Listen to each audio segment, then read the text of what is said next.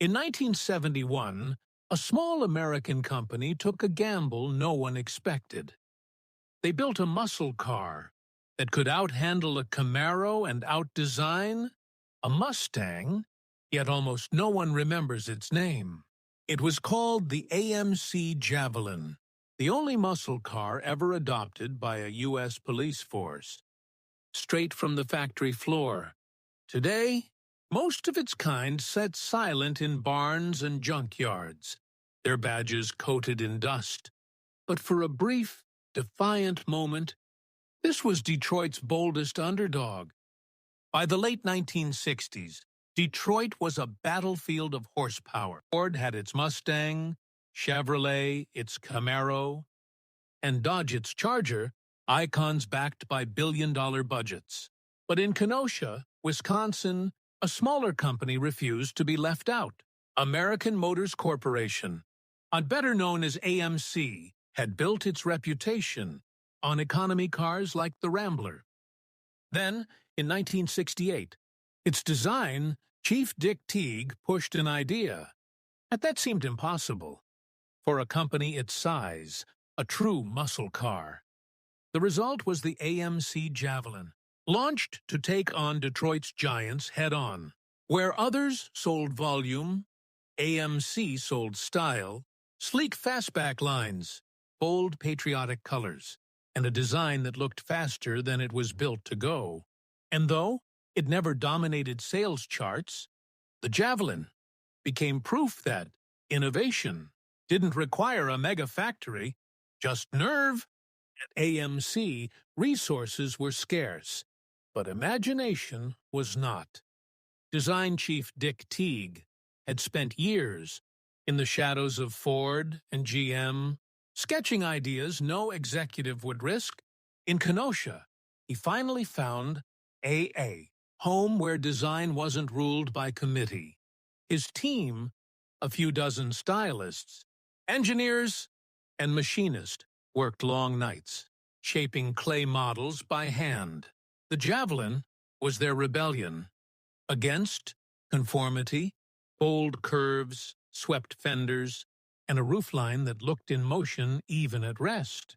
Factory workers remember how every finished shell was rubbed down, with bare palms before paint. To them, the Javelin wasn't a product. It was proof that creativity could come from anywhere, even a factory few had heard of.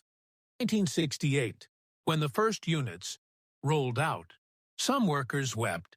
They said it wasn't just a car, it was their name on the hood. In 1973, everything changed for the American road. Gas prices tripled overnight, and power became a liability. Factories like AMC's in Kenosha slowed, then stopped. The Javelin, once built to race wind, now sat in lots unsold. Engineers who had tuned engines for freedom watched their work reduced to numbers on paper. New safety laws, emissions restrictions, and economic panic all arrived together, and the muscle era ended quietly. When the last Javelin left the line in 1974, few noticed, but for those who built it, it felt like the lights of Detroit dimmed forever. Decades later, the Javelin still breathes through those who refused to forget it. In garages across America, small teams of restorers bring them back to life, one bolt at a time. The cars that once symbolized rebellion now represent preservation. Their engines, no longer built for speed alone, tell stories of craftsmanship and courage. Each restoration is a quiet act of defiance. Against time, against neglect. At car shows, a few surviving Javelins stand between Mustangs and Camaro, their owners smiling, knowing they kept a ghost of Kenosha alive. Rust covers the panels. Paint fades. But meaning doesn't rust. Every generation leaves a sound behind. And for Detroit, it was the rumble of the muscle car. The Javelin may have vanished from showrooms, but not from history. In its lines, and in the hands that shaped them, lies proof that innovation isn't owned by size or wealth.